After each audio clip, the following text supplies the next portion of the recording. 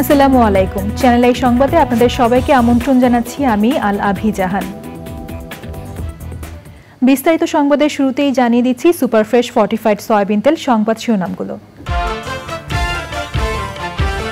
সচিবালয়ে আনসার ও শিক্ষার্থীদের মধ্যে ধাওয়া পাল্টা ধাওয়া ও সংঘর্ষ, সমন্বয়ক হাসনাত আব্দুল্লাহ সহ উভয় পক্ষের 40 জন আহত।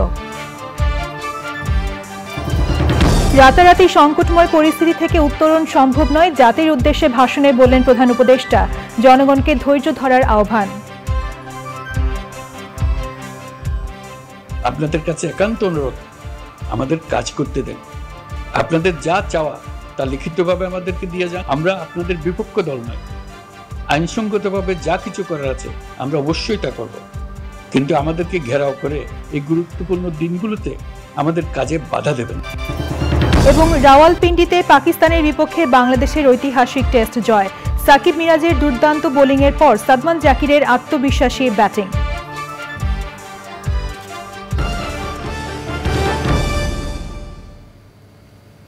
সংবাদ শিরোনামগুলো জানাচ্ছিলাম। এখনকার এই সংবাদ আয়োজন একই সঙ্গে চ্যানেল আই এর ইউটিউব চ্যানেলে এবং চ্যানেল আই এর ওটিটি প্ল্যাটফর্ম আই স্ক্রিনে লাইভ স্ট্রিম হচ্ছে।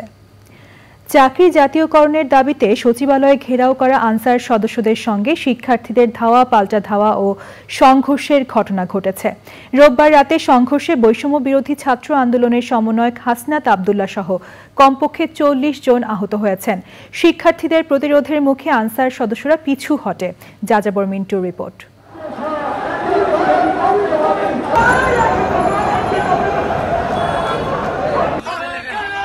চাকরি জাতীয়করণের দাবিতে রোববার সকাল থেকে সচিবালয় ঘিরে রাখে প্রায় ১৫০০ আনসার সদস্য। এতে সচিবালয়ের ভেতরে অন্তর্বর্তী সরকারের কয়েকজন উপদেষ্টা, বৈষম্য বিরোধী ছাত্র আন্দোলনের কয়েকজন সমন্বয়ক এবং কর্মকর্তারা অবরুদ্ধ হয়ে পড়েন।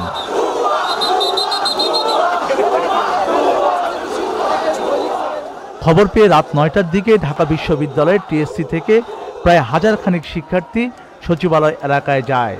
তাদের সঙ্গে জনতাও যোগ দেয়।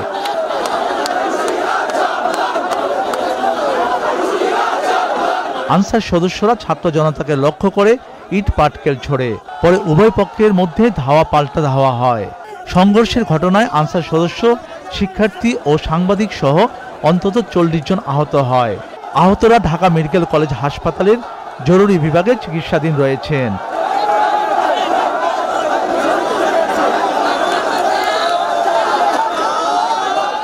এক পর্যায়ে আনসার সদস্যরা ছত্রভঙ্গ হয়ে পালিয়ে যায়। রাত 10:15টায় সেনা সদস্যরা ঘটনাস্থলে এসে পরিস্থিতি নিয়ন্ত্রণে আনে। রাত 10:20 সচিবালয়ের ভেতর থেকে বৈষম্য বিরোধী ছাত্র আন্দোলনের সমন্বয়ক সার্জিস আলম বেরিয়ে আসেন। পর্যায়ক্রমে উপদেষ্টা নাহিদ ইসলাম সহ সচিবালয়ের অবরুদ্ধ কর্মকর্তারাও বেরিয়ে আসেন।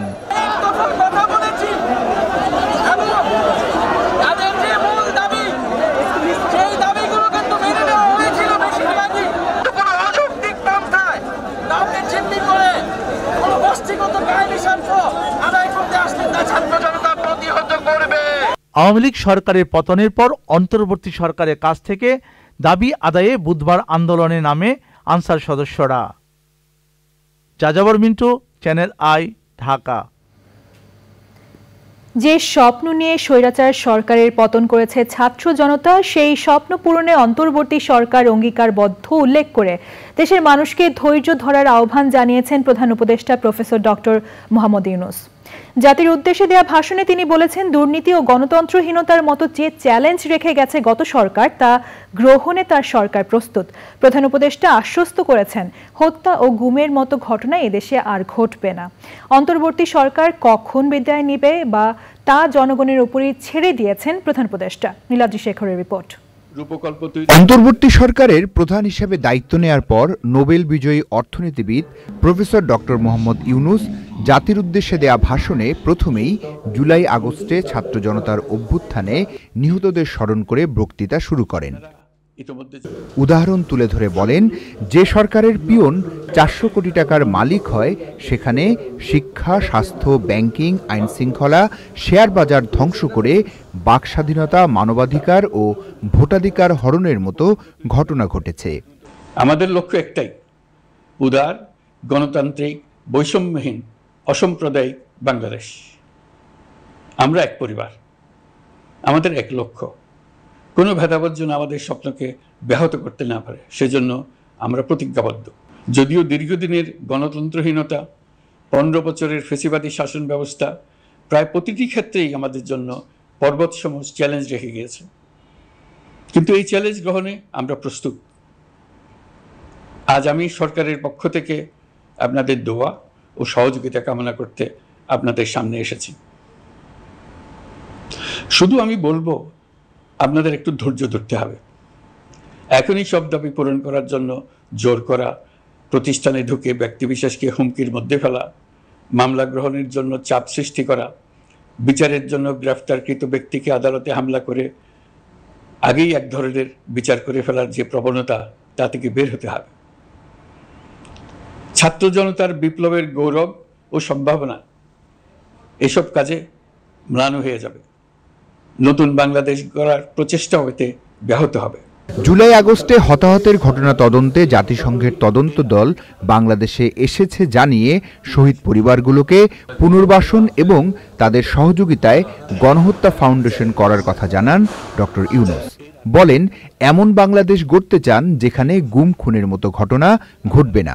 যারা এসবে জড়িত তাদেরও বিচার হবে। দেশপ্রেমিক সেনাবাহিনী, পুলিশ, বিজিবি, র্যাবকে গুম নির্যাতনের কাজে লাগিয়ে তাদের কলঙ্কিত করা হয়েছে। তারা দেশের গৌরব। তাদেরও কিছু অতি উৎসাহী সদস্যের কারণে পুরো বাহিনীকে আমরা কলঙ্কিত দেখতে চাই না। আমরা অপরাধীদের চিহ্নিত করতে চাই এবং তাদের শাস্তি দিতে চাই, যেন ভবিষ্যতে কারো হুকুমে দেশপ্রেমিক কোনো বাহিনীর, পুলিশের, র্যাবের কোনো সদস্য হত্যাকাণ্ড, গুম ও অত্যাচারে জড়িত হওয়ার সাহস না করে। তাদের কাছে হুকুম যত বড় কর্তৃপক্ষের কাছ থেকে আসুক না কেন, তারা তা উপেক্ষা করবে। ভবিষ্যতে উপরওয়ালার হুকুমে এমন ঘৃণ্য কাজ করতে বাধ্য হয়েছে, এমন ব্যাখ্যা কারো কাছে গৃহীত না হয়, তার ব্যবস্থা করা হবে। এই সরকার কখন যাবে তা জনগণের উপর ছেড়ে দিয়ে প্রধান উপদেষ্টা জানান, প্রয়োজনীয় সংস্কার শেষ করে নির্বাচনের জন্য নির্বাচন কমিশনকে প্রস্তুত রাখা হবে। একটা বিষয়ে সবাই জানতে আগ্রহী, কখন আমাদের সরকার বিদায় নেবে। এটার জবাব আপনাদের হাতে। কখন আপনারা আমাদেরকে বিদায় দেবেন? আমরা কেউ দেশ শাসনের মানুষ নই। আমাদের নিজ নিজ পেশায় আমরা আনন্দ পাই। দেশের সংকটকালে ছাত্রদের আহ্বানে আমরা এই দায়িত্ব গ্রহণ করেছি। আমরা সমস্ত শক্তি দিয়ে দায়িত্ব পালন করব। আমাদের উপদেষ্টা মণ্ডলীও এই লক্ষ্যে উদ্বুদ্ধ হয়ে সবাই মিলে একটা টিম হিসেবে কাজ করে যাচ্ছি। কখন নির্বাচন হবে সেটা সম্পূর্ণ রাজনৈতিক সিদ্ধান্ত, আমাদের সিদ্ধান্ত নয়। দেশবাসীকে ঠিক করতে হবে আপনারা কখন আমাদেরকে ছেড়ে দেবেন। আমরা ছাত্রদের আহ্বানে এসেছি, তারা আমাদের প্রাথমিক নিয়োগকর্তা। দেশের আপামর জনসাধারণ আমাদের নিয়োগ সমর্থন করেছে। আমরা ক্রমাগতভাবে সবাইকে বিষয়টি স্মরণ করিয়ে যাব, যাতে হঠাৎ করে এই প্রশ্ন উত্থাপিত না হয়, আমরা কখন যাব। তারা যখনই বলবে আমরা চলে যাব। ডক্টর ইউনূস বলেন, ব্যাংকিং খাতকে দুর্নীতিমুক্ত, বিচার বিভাগকে দলীয় প্রভাবমুক্ত, আইন শৃঙ্খলা বাহিনীকে জনমুখী ও জবাবদিহিতামূলক, অবাধ তথ্য প্রবাহ ও গণমাধ্যমের স্বাধীনতা নিশ্চিত করা হবে। বন্যা দুর্গতদের স্বাভাবিক জীবনযাত্রায় ফিরিয়ে আনতে প্রয়োজনীয় পদক্ষেপ নেয়ার কথাও জানান doctor Mohammad Yunus. Niladri Shekhar, channel I, Dhaka. গত কয়েক ঘন্টায় উল্লেখযোগ্য বৃষ্টি না হওয়ায় মৌলভীবাজার, হবিগঞ্জ, ফেনী, কুমিল্লা ও চট্টগ্রাম জেলার নিম্নাঞ্চলের বন্যা পরিস্থিতির উন্নতি হয়েছে। তবে ফেনী সদর এলাকা থেকে পানি কমলেও নতুন করে কিছু ইউনিয়নে পানি ঢুকেছে। দুর্গম এলাকায় এখনো পৌঁছায়নি পর্যাপ্ত ত্রাণ সহায়তা। প্রতিনিধির পাঠানো তথ্য ভিডিওচিত্রে সুব্রত গাইনের রিপোর্ট। বন্যায় দেশের ১১ জেলায় এখনো প্রায় ১০ লাখেরও বেশি পরিবার পানিবন্দী, আর ক্ষতিগ্রস্ত হয়েছে প্রায় ৫২ লাখ মানুষ। সবচেয়ে বেশি ক্ষতি হয়েছে ফেনী জেলায়। গরু ঘর ফার্নিচার সব শেষ হয়ে গেছে, আল্লাহ দিলে সব শেষ হয়ে গেছে। ৩টা মেয়ে কোনখানে আছে আমি তা বলতে পারি না, পানির স্রোতের নিচে না কনানে বাঁচি আছে ওইটাও জানি না। ফেনী জেলা প্রশাসক জানিয়েছেন, সোনাগাজী ও দাঙ্গনভূঞার অবস্থা এখনো ভয়াবহ। ৮ লাখ মানুষ পানিবন্দী। বন্যায় মৃতের সংখ্যা ও নিখোঁজের তথ্য জানতে বিভিন্ন কর্মকর্তারা কাজ করছেন বলেও জানান তিনি। প্রাথমিকভাবে বন্যায় পরশুরাম, ফুলগাজী এবং ছাগলনাইয়া উপজেলার মানুষজন মারাত্মকভাবে ক্ষতিগ্রস্ত হয়। ফেনী সদর, সোনাগাজী এবং দাগনভূঞা উপজেলাও কিন্তু বন্যা কবলিত হয়। আজ পর্যন্ত আনুমানিক এই জেলায় ৮ লক্ষ মানুষ দুর্যোগের শিকার হয়েছে। দুর্গম এলাকা হওয়ায় ফেনীর পরশুরাম, ছাগলনাইয়া ও সোনাগাজীর বেশিরভাগ এলাকায় পর্যাপ্ত ত্রাণ পৌঁছায়নি। ওদিকে কোনো ত্রাণ সামগ্রী পৌঁছাইতেছে না, হেলিকপ্টার করে আছে। 3 দিন পরে হালকা খাবার দিছে, যা যথেষ্ট না। 7 দিন হয়েছে আমি কোনো কথা বলতে পারতেছি না, বোনের কোনো খোঁজ খবর পাইতেছি না। খানা পাইতেছে না মানুষ, খানা অনাহারে মারা যাবে অনেক মানুষ। ব্রাহ্মণবাড়িয়া ও ফেনী জেলার ভারতীয় সীমান্তবর্তী অঞ্চল এবং ত্রিপুরার অভ্যন্তরীণ এলাকায় বৃষ্টি না হওয়ায় পানি কমছে মৌলভীবাজার, হবিগঞ্জ, কুমিল্লা ও চট্টগ্রাম জেলায়। Subrata Gain, Channel I. বাংলাদেশের বন্যার্তদের সাহায্যে সহায়তার হাত বাড়িয়ে দিয়েছেন বিভিন্ন দেশে থাকা প্রবাসীরা। অর্থ সংগ্রহ করছে পিডিআই কানাডা নামের একটি সংগঠন। টরন্টোর বাংলা টাউনে প্রবাসী ও কানাডীয়দের কাছ থেকে অর্থ সংগ্রহ করেছে তারা। পিডিআই নেতা মাসুক মিয়া, বিদ্যুৎ রঞ্জন দে, মনির জানান রাজু, রোমান চৌধুরী, কাজী জহির ও মিনারা বেগম সহ অন্যরা এই ত্রাণ সহায়তা কার্যক্রমে অংশ নেন। পিডিআই নেতারা জানিয়েছেন ৩০শে সেপ্টেম্বর পর্যন্ত তারা সাহায্য গ্রহণ করবেন এবং সংগৃহীত অর্থ ক্ষতিগ্রস্তদের পুনর্বাসনে কাজে লাগাবেন। রূপপুর পারমাণবিক বিদ্যুৎ প্রকল্পে $5 বিলিয়ন ঘুষের অভিযোগ মিথ্যা এবং ভিত্তিহীন বলেছেন ঢাকায় রাশিয়ার রাষ্ট্রদূত আলেকজান্ডার মান্টেস্কে।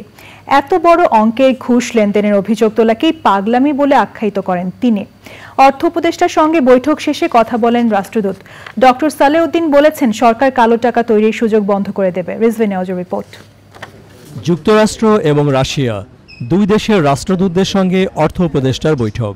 সচিবালয়ে চার্জ দ্য অ্যাফেয়ার্স হেলেন লাফাবের নেতৃত্বে মার্কিন দূতাবাসের কর্মকর্তারা আর শেরেবাংলানগরে অর্থনৈতিক সম্পর্ক বিভাগ অফিসে ঢাকায় রাশিয়ার রাষ্ট্রদূত আলেকজান্ডার মান্টিস্কি আলাদা আলাদা বৈঠকে তাদের সরকারের অবস্থান তুলে ধরেন। $5 billion. It's a big amount. Of course, and how it can be done? To give to somebody $5 billion when the construction is just a little bit our credit, it was $11.38 billion. So do you think that we are so much crazy to give $5 billion to somebody? This rumor was prepared before the elections which were held in January 2024.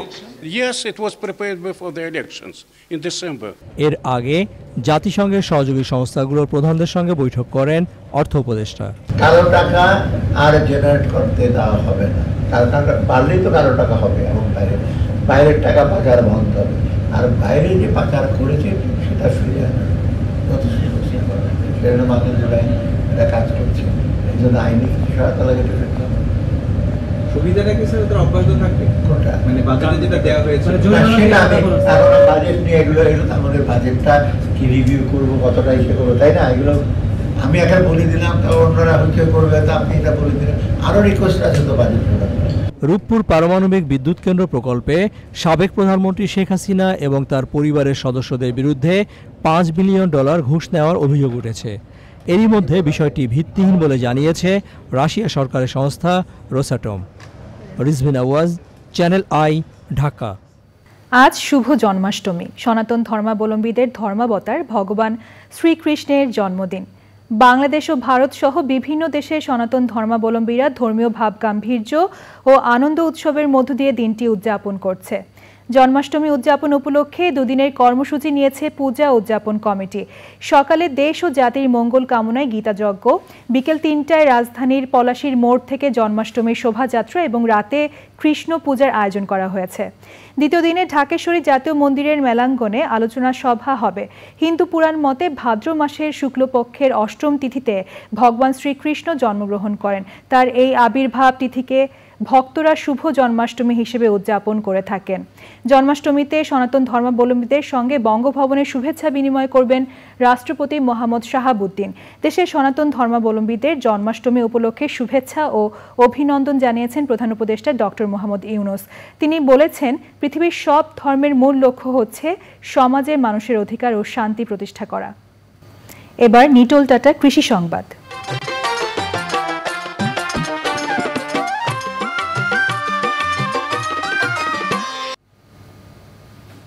Rangpur চিনিকল বন্ধ থাকলেও নানা কারণে গাইবান্ধায় নতুন করে আখ চাষ বৃদ্ধি পাচ্ছে। দীর্ঘমেয়াদী এ ফসল আপাতে ব্যয় ও রোগবালাই কম হওয়ায় আগ্রহ বেড়েছে কৃষকের। পার্শ্ববর্তী জয়পুরহাট চিনিকল ও স্থানীয়ভাবে আখের গুড় প্রস্তুতকারকদের কাছে উৎপাদিত আখ বিক্রি করে আর্থিকভাবে লাভবান হচ্ছেন চাষিরা। এবার প্রকৃতি সংবাদ।